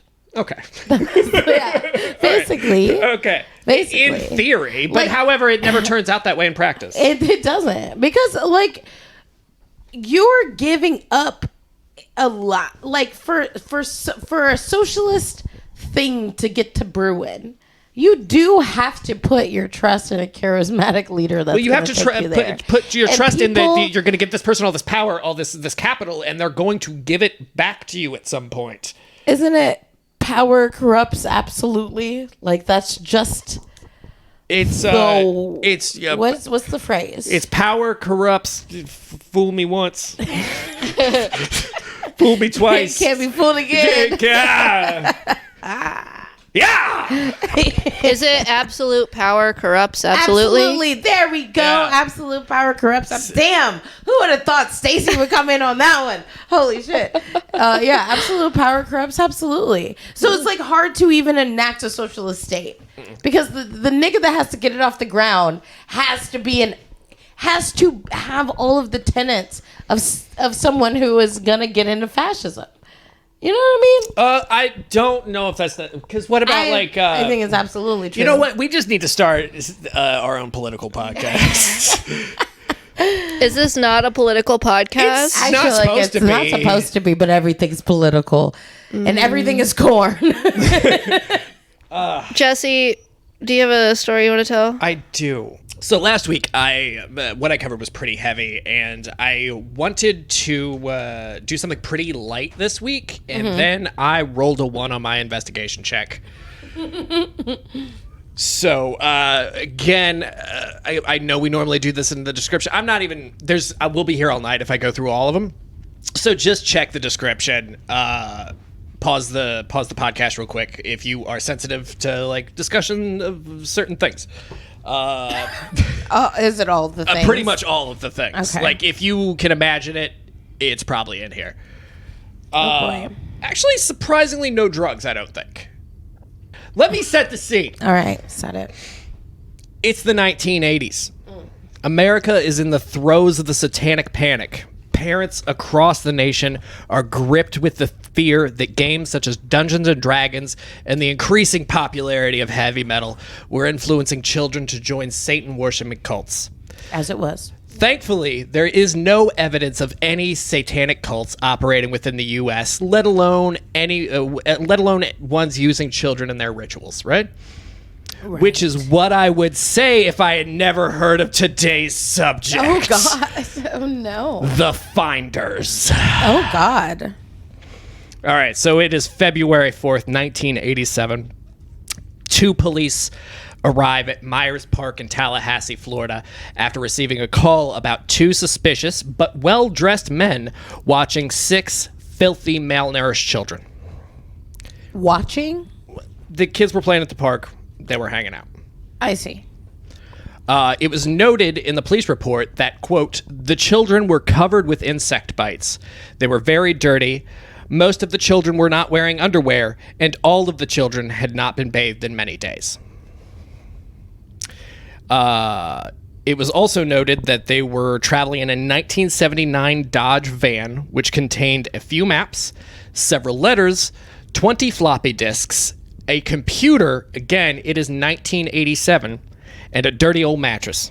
Officers described it as, quote, foul-smelling, and noted that it had seemed that all 8 people had been living out of the van for quite some time. Upon questioning, the men told the police that they were the children's teachers and that they had been taken, or that they were being taken to a special school in Mexico for, quote, brilliant children. But when pressured about the children's mothers, police were told that the children were being weaned from them. Well. Yeah. All 8 of them were taken into custody. So 2 men, 6 children. And the 2 men were charged with 6 counts of misdemeanor child abuse. The men were eventually identified as Douglas Amerman and James Michael Houlihan. Upon questioning... See, that's the name. Like, honestly, I'll never trust a Houlihan. For sure. Never met a Houlihan who wasn't shady as fuck. I don't think I've ever met a Houlihan because they know better than to tell me that. Yeah, they're always like, my name's Michael Johnson. Yeah. So upon questioning, Amerman and Howell were really standoffish. One report going as far as to claim that they completely shut down and just went into like a trance. So police instead questioned the children. However, only one of the children, the oldest, could really talk well enough to be questioned. She told the police that her name was Mary. When they asked for her last name, she said, "Which last name?" Suggesting that they had frequently changed names while they traveled. They also learned that the children were from Washington, D.C., where they lived with several other children and a few adults, but Mary did not know where they were going or where they had been. Did I say the part about... Yes, she's asserting her dominance. Sorry. So she didn't know where they were going or where they had been. Mm-hmm. Medical examination found some of the children to be incredibly malnourished. When asked, Mary told police that they ate mostly raw fruits and vegetables, but food was used as a reward for good behavior. Jesus. Police noted that the children seemed totally unfamiliar with everyday items like the typewriter, hot water, or indoor plumbing, as they would often ask to go outside to use the restroom. Mary confirmed that the 2 men were their teachers. When asked, Mary said that they were taught, quote, how to play games. When pressed about the games, Mary became very uncomfortable and wanted to end questioning. Eventually, she did go into detail with the police. I'm not going to because it's what you think it is. And then medical examination confirmed that thing you're thinking. So Mary also told the police that they would receive instructions from their leader, someone called the Game Caller. So given the very clear what the actual fuck energy of the whole thing... I'm sorry. Can you fucking imagine coming up with an organization? Jesus Christ. And being like, I'm the Game Caller. Yeah, I know, right? I know. You cringe piece of shit. Oh my God. Ugh. Which led the police then decided, in a rare dub for the police, to reach out to the Washington, D.C. police to try and properly identify Mary and the rest of the children. When they learned that the D.C. police were already conducting their own investigation into the finders. Yeah. This is a quote from a 1987 article from the Washington Post, one of the first outlets to cover the case. According to U.S. district courts in Washington, a confidential police source had previously told authorities that the finders were a cult that conducted brainwashing techniques at the warehouse and the Glover Park duplex at it's an address, I'm not going to repeat it. This source told of being recruited by the finders with promises of financial reward and sexual gratification, and of being invited by one of the members to explore Satanism with them, according to the documents. It looked like you had something.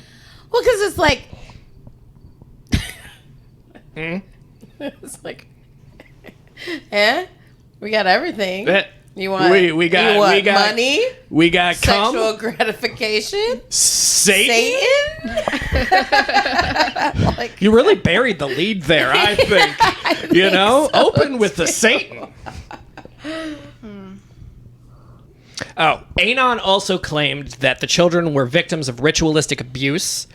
And while he had never personally witnessed this, he knew that the children's grandparents were worried for their safety. I'm sorry, did he not witness the abuse, or did he not witness the grandparents being worried for their safety? Yes. Okay. All right. A few days after the children were initially found, D.C. police conducted a raid on that warehouse as well as the duplexes. And what they found was disturbing, to say the least. In the end, police left with multiple trash bags full of pictures of children, some clothed, some not, one even in chains. But worse still, amongst them were pictures of children performing occult bloodletting ceremonies and animal sacrifices while circled in men wearing robes. Several more computers were also seized, along with several documents that point towards other homes and apartments, which eventually lead to a 90-acre compound in the middle of fucking nowhere in Madison County, Virginia, owned by a man named Marion Petty, also known as the Game Caller. Okay, so maybe we should just, I don't know, check in on people who buy 90 acres worth of property. That's a good point. You know what I mean? You should automatically have to have a background check, Rand. Or we should just be like, well, how many kids are going to be living on this 90 acres? Even if that were the case, Petty's a special man. Okay. And we'll get there. During interviews, neighbors of these various locations, I'm just going to combine them all together. This takes place over several states, would confirm that some of the photographed children had lived in some of these places. They also told police that it was only women and children living in like the warehouse and the duplex, but sometimes regularly men would visit, sometimes in unmarked vans, but other times in really nice luxury cars. Cars that were way, way, way too nice for the neighborhood. I'm talking like Bugattis and shit. Like that kind of, for like 1987, Yeah. Neighbors said that Petty claimed to have been a Boy Scout leader, but the truth is a lot more interesting. Because Marion Petty was a retired Air Force Master Sergeant who had become deeply rooted in the hate and Ashbury counterculture movement, and in the late 60s formed the Finders. He claimed he wanted to raise a new generation for the new age, one that was above the petty foibles of man. And we're going to get back to this eventually, but I want you to keep this in the back of your head. Did he use the word petty? This is my own. Well, I was wondering if he used the word foibles. No, I think this was me. Well, because his name is Petty, so it'd be funny. I feel like I missed something kind of important here, and I just want to go back real quick. When the police were interviewing Mary. They asked her what she was being taught, right? She said, games or whatever, but she also revealed that she could count to 10 in Chinese. Oh. So I want you to also keep that in the back of your head. Okay. So keep all that stuff in the back of your head. We have a retired. No. Okay. We have a retired master sergeant from the Air Force running this fucking show, right? We have crazy nice cars showing up. All these people that are getting caught are super well dressed. Okay. And she is being taught to count to 10 in Chinese. I'm okay. This is a no. Yeah. No. This is a quote from Scott Hunt of Tallahassee PD. It is our belief that these kids were not kidnapped, but that their parents had gave them away because one of the rites of passage into the satanic organization is that you have to give up your rights to your children, and that the leader of this organization could do whatever he wants with your children. Ew. God. Those are terrible parents. So while all of this is happening, the children were transferred to a private foster care. Given the nature of their case, the police were very careful to keep their location a secret. However, the foster homes that the children were placed into began receiving death threats. Police were baffled as to how they had located the children and were unable to trace the calls. Having no other option, the foster homes had round-the-clock guards. Just move them. What? Yeah, you would think. Over the weekend, the story would blow up on national media outlets, and on Monday, the police would be contacted by a Robert G. Terrell, owner of one of the raided properties and member of the Finders. In a 2-page memo sent to the police, Terrell claimed that this was all a huge misunderstanding, and Terrell had an answer for everything, you guys. It's no big deal. It's all cool. Why would you even put yourself in that situation? Just hold up. Let me explain, okay? The two men were just taking the children to a special finders school in Berea, Kentucky, where they were establishing a retirement community. But the trip was delayed, so they went to vacation in Tallahassee. Those naked pictures, those were of Houlihan's children, and what parent doesn't have an absolute mountain of naked pictures of their children? And the pictures of animal sacrifice, well, we were just teaching the kids how to connect with the land, and the robes were because we didn't want to get our clothes dirty. That's so stupid. I know. Character witnesses even came forward, including the financial developer for that retirement home. Are you sure there's no drugs involved in that? Because not that I have seen. To come out not with that I have such seen. a story, dog. Not that I've seen. You're telling me that's not a coke-fueled... This will make sense. I'll say, I think this might be I'm going to try and go for a touch of foreshadowing. There could be some LSD involved. Quite a bit of... the acid electric Kool-Aid test. What? Is this a Jonestown reference? No. Oh. But it does tie back to Jonestown, I'm sure. Okay. Sure. Actually, I was just watching a documentary about a cult and about how this era that you're talking about, golden era for cults, until Jonestown, it's super good, the perfect era for cults, and Jonestown had to fuck it up for everybody. Went too far, flew too close to the sun. They did. They did. Kool-Aid Man came and said, "Oh no!"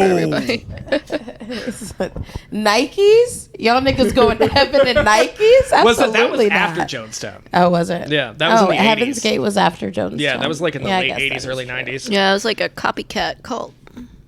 Kinda. All right. Well, in the way they did, we'll talk. That's a story for another time. I think that their whole cult situation was different, but the way that they went out was the same. Yeah. I see what you're saying. Sure. All right. So character witnesses came forward, including the financial developer for that retirement home, claiming the group, while definitely super duper fucking weird, were just innocent hippies. The mothers of the children came forward and claimed that their children were very well taken care of, and that other group members came forward and denied any accusations of abuse or Satan worship. We already did the test, dog. Well, and them kids are malnourished, my nig. Really funny you brought that up. So, like, because, what the fuck are you talking about? all of a sudden, seemingly out of nowhere, all of the charges were dropped. Houlihan and Ammerman were released, and the case is closed. But that is not where our story ends. Oh my God. Oh. In April of that year, a report was filed by U.S. Customs and Borders agent. Oh no. Adrian Martinez, who had come in contact with a private detective named Jim Bradley, who had already been on the case for about 2 years. Together, they inspected one of the properties and found a collection of documents detailing how to obtain children. They also found a telex machine, which this is an interesting little side rabbit hole I went down. There used to be this like system called telex set up where you would buy this thing into your home. It looked like a typewriter, kind of like a mix between a typewriter and a fax machine, right? Where you could send a text message over the phone line and somebody on the other end would get it. And that's kind of neat, right? So they found telex. They found a telex machine and messages pertaining to the purchase of children. One in particular was an order for 2 Chinese children to be picked up at the Hong Kong embassy. Question. Okay, actually, my question has ballooned for sure. since the last sentence that you just said. Like, they had documents saying how to obtain children. Yes. Which is crazy. Yeah. Crazy. There were various there were multiple. Then you said, like, oh, and then these kids are to be picked up at the Chinese embassy. So now my question is, like, were these documents like, here's the protocol, these are the secret words you gotta say? The documents would just detail different strategies, right? So they talked about ways to kidnap kids. They talked about ways to purchase kids from like poor mothers who couldn't afford to take care of their kids. How to get like one of the methods, just impregnating one of the members of the finders. And all of these things I've always been so curious about, like, how do you broach this conversation? How are you not having an existential crisis as you're typing this up? Right. Like, how to purchase kids? Step 1. Like, by step 3, I'd be like, what am I doing with my life right now? I need to go back to church or something. Maybe I can find some kids there. My technical writing degree is like really not. This is not what I thought I would be doing with my life. It's not what I thought. So they also found documents that like covered like how members of the group wanted to obtain sensitive banking secrets, as well as talks about like domestic terrorism, building explosives, and instructions on how to avoid law enforcement. It's like, what is your goal though? Like, what is your organization? Pick a lane. You're really fucking kids and doing domestic terrorism. Pick a lane. For Too broad. Too broad. I think there's a reason that this is so unfocused. Well, hold on. I got one little more tidbit here for you. The most troubling thing they found in their investigation was that they had found documents detailing the summary of the arrest of Houlihan and Ammerman in Tallahassee, right? Which is weird because it was the night before. It hadn't even broken. The story had not broke yet. This was not out. Okay. And so here we got a lot of fucking questions. This is really freaking me out. Yeah, Jesse. we got a lot of fucking questions. We have a lot of fucking inconsistencies. First off, what's up with all of these? It's 1987. Computers are not that ubiquitous yet. Why are they finding computers at all of these locations and in a fucking bus? Plus the telex, right? You have this retired master sergeant who becomes a hippie. All right, this is a master sergeant. This is not some slouch. This is a career man, not some guy who served one tour in Vietnam and decided he was against the war. Why is Mary counting in Chinese? How did they find out about the kids? Why is that arrest? the only thing they taught her in Chinese? Yeah, that is weird. And I have answers to all of these questions. But you're going to have to wait until next week. Oh, my God. Because I have 600 pages of released FBI documents to pull through. Nice. I love that. So, yeah, that's it. That's the first half of my story. Leaving us with a cliffhanger. Yeah, I am. Can I just say, you look like someone who would live in Virginia and have the last name Houlihan?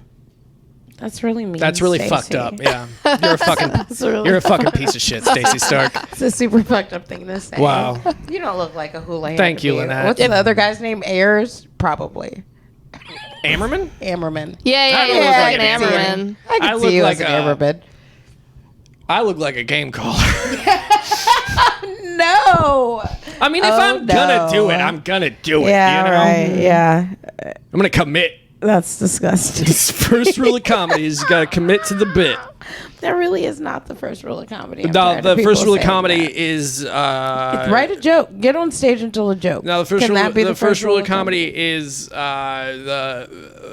poop is funnier than farts, and diarrhea. I was gonna funnier say than poop. the first rule of comedy is that the microphone can be a dick. It can be. It can be If you want it that's to be. overused. Don't That's hump the the stool. first rule of comedy. Yeah. It can be a dick. Why does the first rule of comedy have to have anything to do with a dick? Because have you been to an open mic? It's all dicks. It's all dicks. The first rule of comedy is don't talk about comedy. And the second rule of comedy is Fight Club. No, you're not supposed to talk about that Rule either. of comedy is Fight Club. Yeah. You've been listening to The Good, the Bad, and the Funny. The Good, the Bad, and the Funny is hosted by Jesse McIntyre, Stacey Stark, and Lynette Thomas. Intro music by Jared Scott. For more, follow us on Facebook at The Good, the Bad, and the Funny. And if you have any stories you'd like to hear featured on the podcast, or if you've seen a squirrel recently, you can email us at goodbadorfunny@gmail.com. Everybody say bye! Bye! Bye. You nailed it that time.